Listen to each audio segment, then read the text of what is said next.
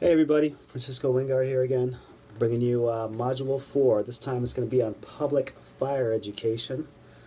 I'm going to talk to you guys about the five-step process that is used for educating the public about fire prevention and protection.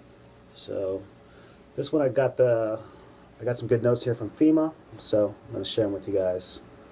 All right, step number 1 for this five-step process for education would be conduct a community risk analysis. That is basically it's a process that identifies fire and life safety problems and the demographic characteristics of those at risk in the community.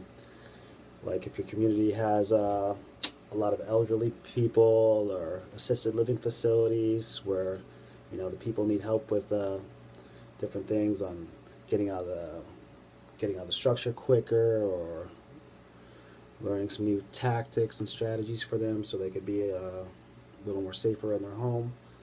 Number 2 would be develop a community partnership. That is just a part in the community that's willing to join forces with you and address the community at risk. They have them all over the place. You've got such things like a CERT team. And the most effective risk reduction efforts are those that involve the community with the planning and the solution process. The third one is to create an intervention strategy. That's the beginning of the detailed work necessary for the development of a successful fire or life safety risk reduction process. The most successful risk reduction efforts may involve combined prevention interventions such as education, which you would provide information or facts about risks and prevention, engineering, using technology to create a safer products or modifying the environment where the risk is occurring. And then the last one would be enforcing the rules that require the use of a safety initiative.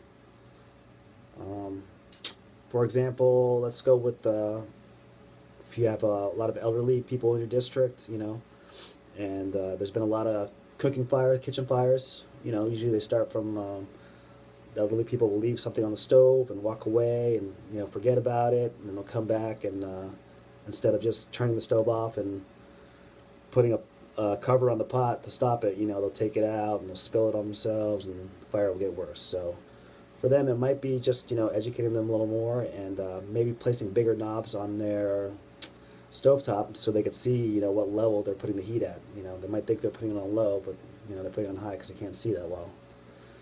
The fourth thing I would do would be, the fourth step, would be implementing the strategy and testing the interventions and then putting the plan into action in the community.